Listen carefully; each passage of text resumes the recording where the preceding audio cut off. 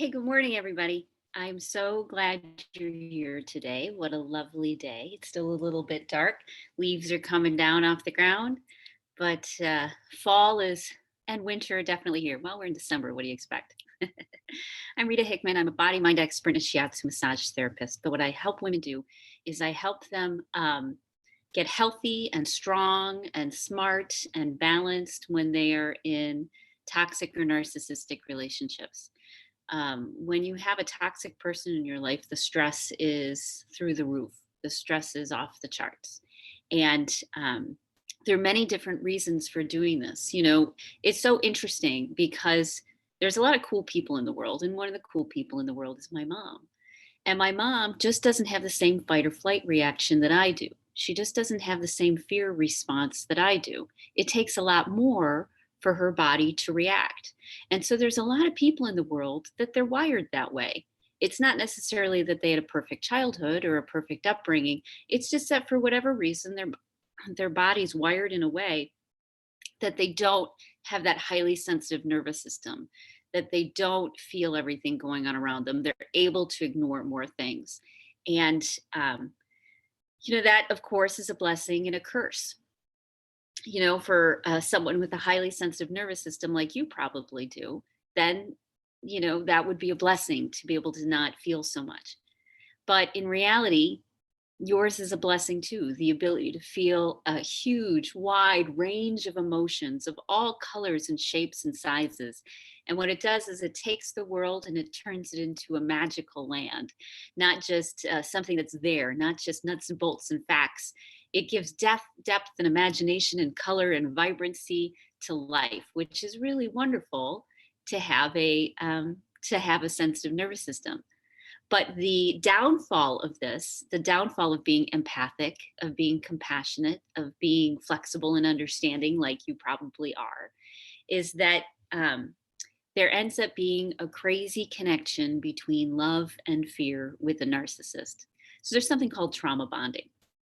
And trauma bonding happens many times with kids and when they're in some sort of abusive homes, whether it's mental, emotional, physical, sexual, whatever it may be. And it can be fine for one of the other siblings, let's say. They're wired in a way that they aren't oversensitive, so it doesn't bother them as much. Um, but for someone different in the household, let's say you, that can be traumatic. That sort of dynamic that maybe you grew up with could be traumatic for you. So, in a love fear sort of trauma bonding, what happens is the perpetrator or the victimizer imprints on the other person, on the person who's being victimized, their fears, their anxieties, their anger, their frustration, their overwhelm. In fact, it's sort of crazy because most of the problems that come from childhood abuse don't actually come from um, necessarily situations or experiences. They also come from the emotions imprinted on you from the person who is victimizing you. So it can take something as simple as a glass of water, someone bringing you a glass of water, and um, and if there's guilt or shame or frustration, then there's this underlying feeling. You can feel it. You feel different people and their emotions and their sensitivities and their thoughts and their feelings. And we don't always know where it comes from. And so we think it comes from us. And so when we're victimized by someone, we're not only victimized by their actions, we're not only victimized because someone may think or believe that we're weak in some way, but we're victimized because we're feeling and sensing and imprinting all of the angst and upset and anger and frustration that the narcissist is dealing with at that time. And so everyone else will look at you like you're crazy, that you start to freak out and get anxious when someone gives you a glass of water.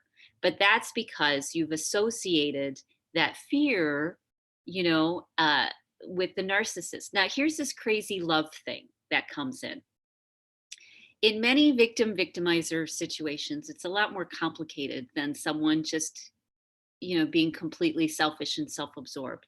There's a lot more going on. Usually there's a lot of insecurities going on, a lot of PTSD, a lot of background, a lot of mental health. And so what tends to happen is the person who's victimizing, the narcissist, they have a tremendous amount of love for their victim, not necessarily the victim as a person, but the victim as a metaphor, whatever the victim represents to them. And so they will back and forth like Jekyll and Hyde, and you're familiar with this, with the whole narcissist sort of experience. One moment there will be tremendous amounts of love and sensitivity and care and fairness. And then the next moment, there will be anger and hurt and trauma and devastation, almost from one breath to the next. So, what this does to someone is this starts to associate love and fear. That when you start thinking about love, you also think about fear. That's the trauma bonding sort of thing, where people go through traumas together. And there's that love and connection and attachment and desperation, all wound up in one big thing. So it's very confusing for people, especially if you grew up in a narcissistic household. It's very confusing because love and fear were the same thing. When you thought about somebody that you loved, you also thought about all of the fear and all of the anxiety that was around them. And so there's this connection, this attachment that we have. And it also comes with all of that anxiety and all of that angst. So, what do you do about that? Well, you do start on your healing journey. That's super important, where you start recognizing what's yours, what's theirs. You start changing your mindsets and your beliefs about what you deserve, who you are. You start to take the skills that maybe you have in other areas of your life. Maybe you have these awesome skills raising your kids, and you know exactly how to talk to them and exactly how to deal with the situation. And but you can't translate it to a different dance, let's say at work, or let's say with a romantic interest. You're not able to take those skills and utilize them in the new situation. But in reality, that's exactly what you need. You need to be able to take the skills you already have and the beliefs you already have and apply them to this wound. That's how we heal those wounds in the trauma bonding, and that's how we heal these connections. Is we start to focus on loving ourselves and respecting ourselves. And when we do that, when we practice it in situations that were previously scary, situations that your body reacts as if it's your dad or your mom or your spouse that abused you or your sibling that abused you. When there's something that reminds you of that, when you come in with that self-respect and that self-love, you start to change the story. It goes from a victim, hurting you, a narcissist victimizing you, to a more equal standing, where it's a person who's troubled, who's struggling. However, you have the ability to protect yourself. It like grows us up. It takes us out of the fear of when we were a child and truly helpless and we knew it, to the fact that we're no longer helpless. We're no longer trapped. Good example you've probably heard before. A close friend of mine gave me the other day. It's about baby elephants. Baby elephants, when they were in circuses, they were tied to a post, and at the time they were too small and they couldn't pull the post out. But they got bigger naturally and didn't realize it because they felt the same to themselves, and never even tried to pull the post out, never even tried to walk away or escape. That's learned submission.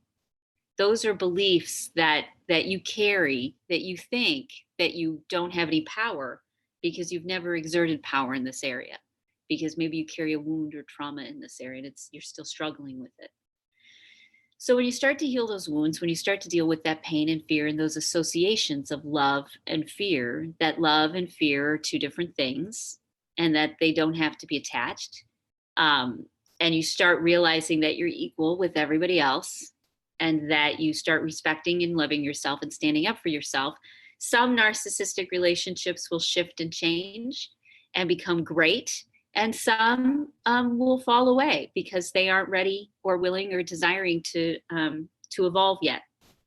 So either way, the answer to break that love fear thing is to start loving yourself. And as a natural evolution, as a natural progression, when you start to respect and love yourself, you start to do more and more and become bigger and reclaim more parts of you. It's a whole process, but it's a beautiful process. And as you go through it, every day becomes a little bit better because you've got a little bit more knowledge, you've got insight, you've broken bonds, you've learned new things, so it's definitely possible, and you can't do it alone, which is why I offer a wonderful women's group.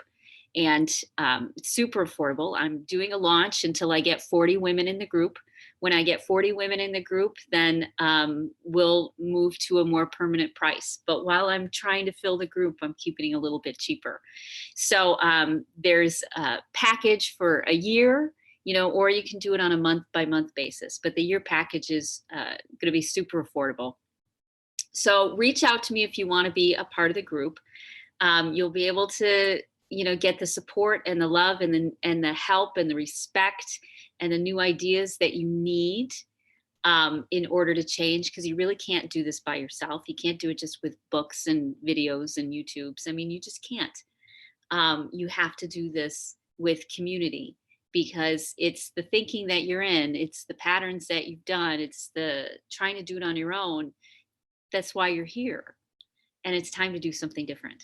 It's time to really start breaking those patterns, because we need you to be as healthy and balanced as you can. And we love you. So if you're trapped in a relationship where love and fear are the same thing, if it's, let's say if it's physical violence, you really do need to get into therapy first. You need serious professional help, because this is an issue. But if it's basic narcissistic, Jekyll and Hyde, borderline personality, trauma bonding, emotional, sorts of things going on, we can definitely deal with that, especially if there's physical components like stress or headaches or stomach aches or rheumatoid arthritis or fibromyalgia or whatever it may be. We absolutely help work with that. Okay. So pass this on if you to people you think could use it, and reach out if you want to be a part of the group, because once the group is filled with the 40 women, then if someone wants to join, it's going to be $150 a month. So you want to get in on a really good rock bottom, at least 50% off price until the group is filled. Okay. So I hope you have a great day, and it's Friday. So I'll see you on Monday morning. I'll talk to you later. Bye.